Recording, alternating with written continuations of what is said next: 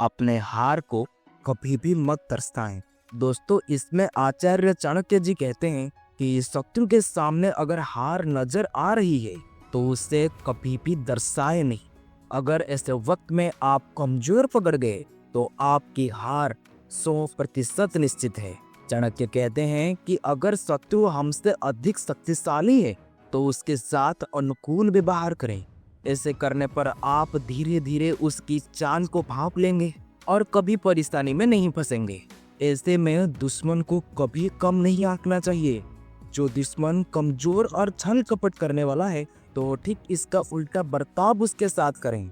तो दोस्तों, आज हम बात करेंगे शत्रु से निपटने की 12 चाणक्य नीतियां के बारे में, क्योंकि आज के जमाने में हर एक समय, हर एक जगह, हर एक मोड़ पर हमें देखकर जलने वाले लोग मिल जाते हैं। हमारे सफलता को रोकने वाले शत्रु मिल जाते हैं। और कभी कभी अगर हम सावधान नहीं रहते हैं और जब शत्रु हमारे ऊपर हावी हो जाते हैं तो हमें बहुत ज्यादा दुखों का सामना करना पड़ता है और उस समय पछताने के अलावा कुछ भी हाथ नहीं लगता। इसलिए आज हम बात करेंगे अपने से बड़े शत्रुओं से निपटने की 12 चाणक्य नीतियों के बारे में, जिनका इस्तेमाल करके हम अपने जिंदगी में सफल हो पाएंगे, अपने सबसे बड़े से बड़े लक्ष्य को भी हासिल कर पाएंगे। अगर आप इस वीडियो को लास्ट तक देख लेते हैं तो आपके शत्रु अपने पैरों के नीचे गिरकर माफी मांगेगा। इसलिए इस वीडियो को अच्छे से समझने के लिए इस वीडियो को लास्ट तक जरूर देखें। तो चलिए शुरू करते हैं। नंबर 1, आचार्य चाणक्य कहते हैं कि जब दुश्मन आपसे ज्यादा ताकतवर हो तो बिना तैयारी के उसके सामने जाना मूर्खता है। कमजोर अवस्था में शत्रु से दो हाथ करने से आपका हार तय है। इसलिए अगर शत्रु शक्तिशाली हो तो शांत रहकर उसके कमजोरी का पता लगाएं और सही समय का इंतजार करें। नंबर 2, दोस्तों, धैर्य रखें। शत्रु को मात देने के लिए हर समय ठंडे दिमाग से विचार करें और फिर निर्णय लें। ऐसे समय में धैर्य और आत्मविश्वास का होना बहुत जरूरी है। हड़बड़ी में आकर ऐसे कुछ ना कीजिए जैसे आपको हानि उठानी पड़ सकती है। नंबर 3, चाणक्य कहते हैं कि हमेशा चेहरे पर मुस्कान रखें। आपकी मुस्कान वो ताकत है जो बड़े से बड़े दुश्मन को मात दे सकती है। चाणक्य के अनुसार यदि कोई आपको पीड़ा देने की कोशिश कर रहा है तो डरने की बजाय खुश रहने की पूरी कोशिश करें। दोस्तों, ये कठिन जरूर है, लेकिन यही उस पर सीधा वार करेगा। तकलीफों के बाद आपके चेहरे पर मुस्कान देखकर वो अपने आप ईर्ष्या से जलने लगेगा और आपकी हंसी देखकर वो कभी भी हंस नहीं पाएगा। बस यही मुस्कान आपको जीत का सेहरा पहना सकता है। और दोस्तों, मेरे तरफ से भी आपको विनती है कि आप हमेशा मुस्कुराते रहें, खुश रहें और सबको खुश रखें। नंबर 4, इसमें आचार्य चाणक्य जी कहते हैं कि मनुष्य को अपने वाणी पर खास ध्यान रखना चाहिए। आपके शत्रु इसका सबसे अधिक लाभ उठाने की प्रयास करता है। अगर आपकी वाणी खराब होती है तो आपके संबंध बिगड़ सकते हैं। आपके वाणी खराब होने से आपके अच्छे दोस्त और रिश्तेदार भी आपसे दूर होने लगते हैं। जो लोग कड़वा और तीखा बोलते हैं, लोग उनसे दूरी बनाकर रहना पसंद करते हैं।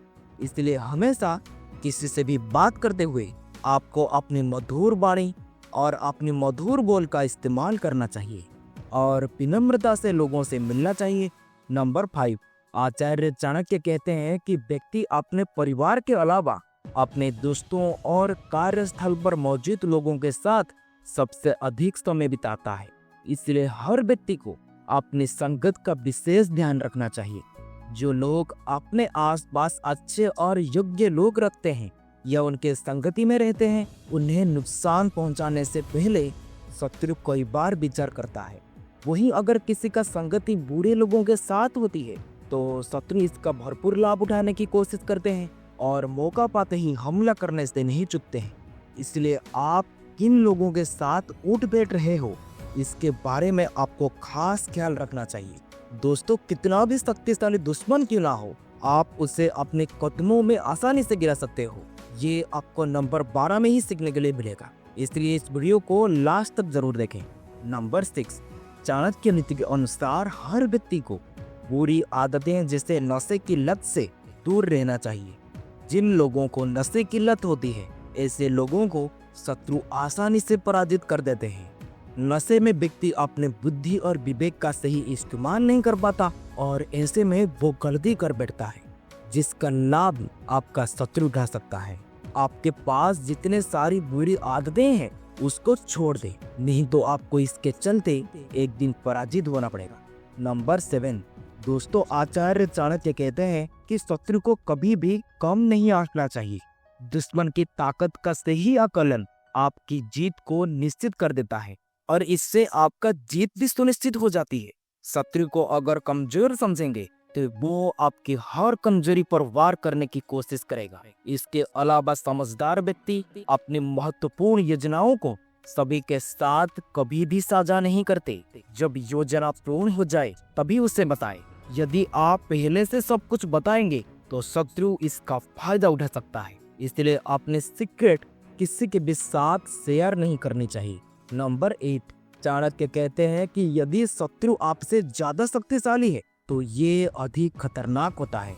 वही दुश्मन यदि अधिक शक्तिशाली है तो आपको छिपकर उसे पराजित करने की योजना बनानी चाहिए। अदृश्य शत्रु यानी कि आपको छुपकर वार करता है, आपके सामने मित्र के समान व्यवहार करता है और आपके पीठ के पीछे चुगली करता है, आपको हर समय नुकसान पहुंचाने की कोशिश करता है और आपके हर काम को बिगाड़ देता है। पहले ऐसे लोगों से जितना हो सके उतना दूर रहना चाहिए और छिपकर उसकी असली चेहरा का पता लगाना चाहिए, जैसे उससे पता ना चले। सब कुछ सीक्रेटली होना चाहिए। इसीलिए आचार्य चाणक्य जी कहते हैं कि अपने सीक्रेट किसी के साथ शेयर ना करें, क्योंकि आपके करीब दोस्त भी आपका शत्रु हो सकते हैं। नंबर 9, चाणक्य नीति के अनुसार मनुष्य के अंदर यदि अहम की भावना आ जाती है तो इसका अर्थ है कि वह व्यक्ति अपने से ऊपर किसी को नहीं समझता। अहम या अहंग शत्रुओं की संख्या में वृद्धि करता है, इसलिए जितना हो सके अपने अंदर कभी भी अहंकार की भावना न आने दे, क्योंकि हम सबको पता है कि रावण सबसे बड़ा अहंकारी था और सबसे शक्तिशाली भी था। उससे कोई नहीं मारा, उसके मैं नहीं उसको मारा, यानी कि उसके अहंकार के वजह से वो मारा गया। इसलिए व्यक्ति को कभी भी अहंकार नहीं करनी चाहिए। ये एक ऐसी चीज है जो व्यक्ति को समूल नाश कर देती है। नंबर 10, आचार्य चाणक्य जी के अनुसार यदि कोई आपका अपमान करे तो अपना गुस्सा जाहिर ना होने दे, बल्कि मौन धारण कर ले। जो व्यक्ति मौन रहकर रणनीति बनाता है उसके बारे में जान पाना किसी के लिए भी असंभव होता है और स्वयं आचार्य चाणक्य जी ने भी यही नीति को अपनाया था। वो नंद महाराजा के द्वारा अपमानित होने पर भी मौन ही रहे थे और उन्होंने नंद को बेदखल करने की चुपचाप तरीके से रणनीति तैयार की और आखिरकार साधारण से बालक चंद्रगुप्त को सम्राट बना दिया। इसलिए आचार्य चाणक्य जी कहते हैं कि गुस्सा यमराज के समान होता है। गुस्से में व्यक्ति सोचने समझने की शक्ति खो देती है, इसलिए व्यक्ति को जो भी कुछ करना है शांत रहकर अच्छे से सोच समझ कर करना चाहिए। नंबर 11, चाणक्य कहते हैं कि शत्रु कई तरह के होते हैं। आप अपना शत्रु किसे मानते हो? क्योंकि मांगने वाला लोभी मनुष्य का शत्रु होता है, मूर्ख लोगों का शत्रु उन्हें सदुपदेश देने वाला होता है, बुरे चरित्र वाले स्त्रियों की शत्रु उनके पति होते हैं और चोरों का शत्रु चंद्रमा।